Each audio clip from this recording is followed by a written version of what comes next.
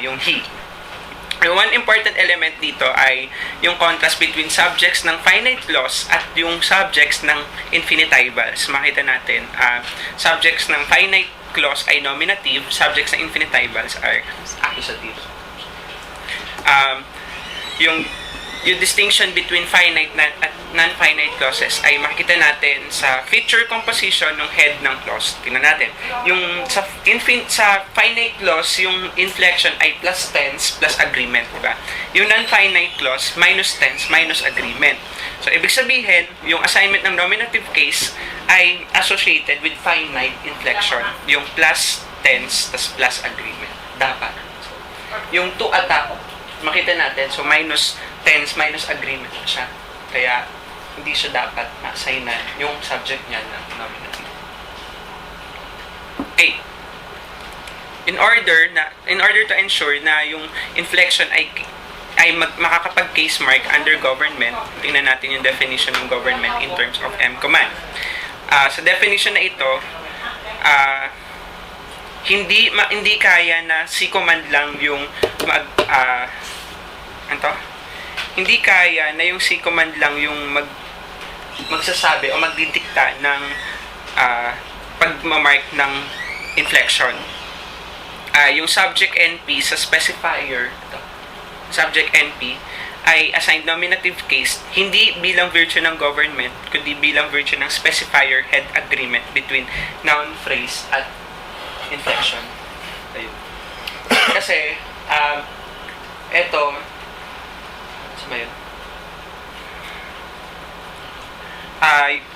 yung case marking ay ina-achieve bilang at hindi lamang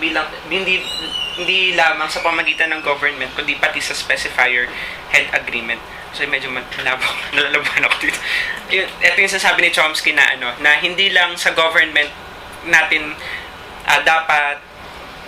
dapat mag-assign ng case kundi pati dun sa specifier head agreement. Okay, so isa-isayin natin. Yung I hindi nagsi-C-command. Yung I hindi niya sinisi-command yung NP. Okay? Yung case assignment ng V or ng P ay both in terms of C-command. So makita natin yung attack is him. So ito C-command, diba? Pati yung M-command pwede rin. V, tapos ganyan, M-command, pwede. Pero yung sa NP, yun. Sa NP,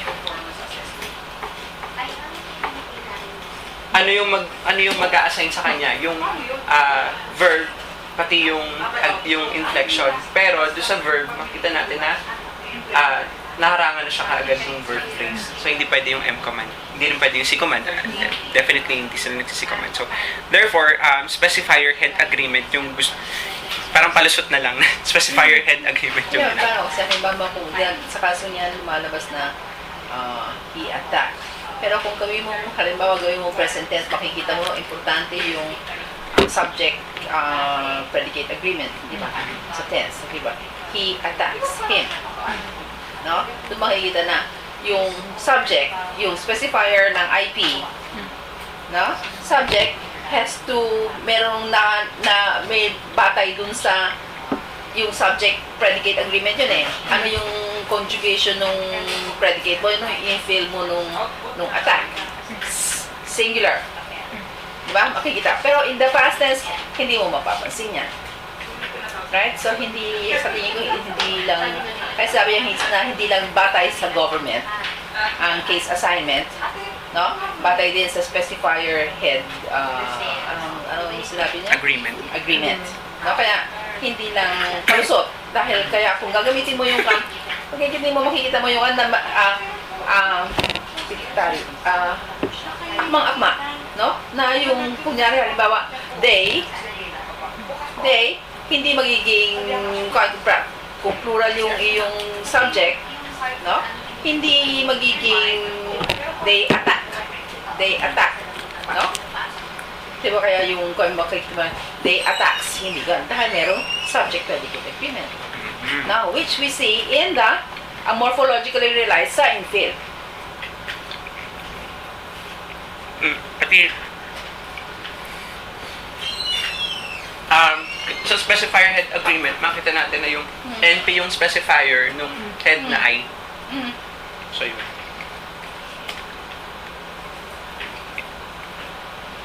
Salita naman ako, kaya pala yung kakakaya. Sige. Okay, tingnan natin yung sunod na sample. For him to attack him would be surprising na merong, yes, syntactic representation na ganyan. So, ayan. Paano natin i-account yung accusative case ng subject NP ng infinitival clause?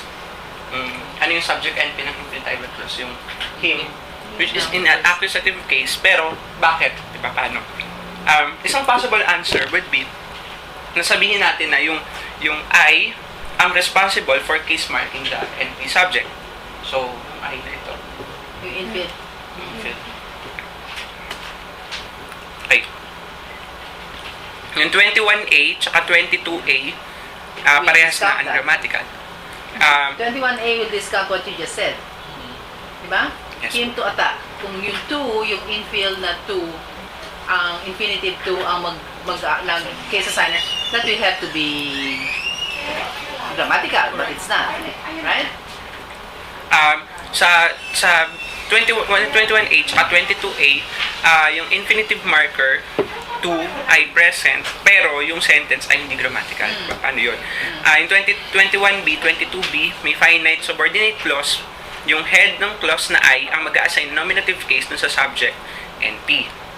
So, sabi niya, yung I, head ng clause, yung prefer, yung nandyan, yun yung mag-a-assign ng nominative case sa subject. And ito pala, nominative case. Okay. Potentially, merong maaaring different ways of explaining yung ungrammaticality ng 21A at 22A. Pero tingnan muna natin na yung sentence ay nasa-save ng insertion ng of, ng for as a complementizer ng non-finite clause. So, yung for, tsaka itong for na ito, nasa-save niya, di ba? Paano yun? So, yun yung isa sa mga,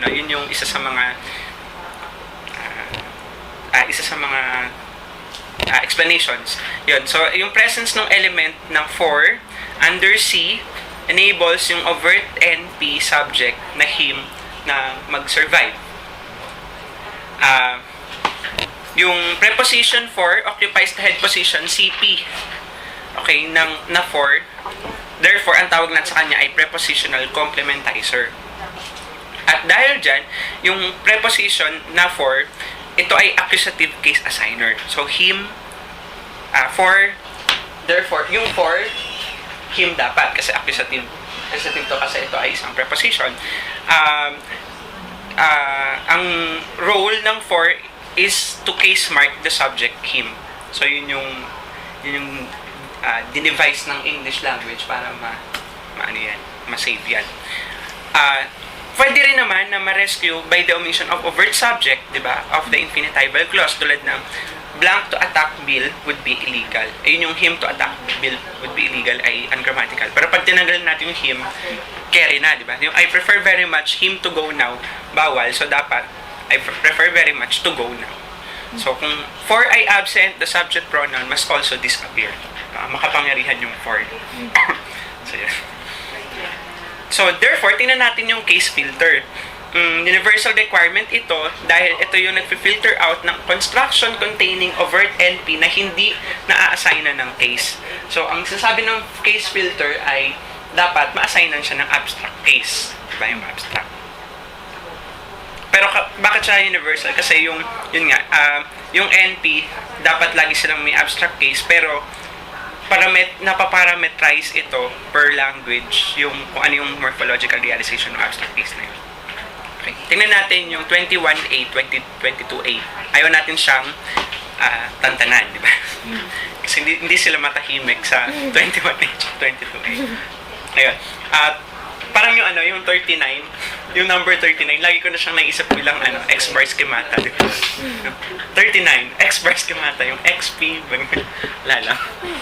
Ayun, 21A, 22A ay ungrammatical, pero maaari siyang ma-save either by number 1, insertion ng case assigner for, or omission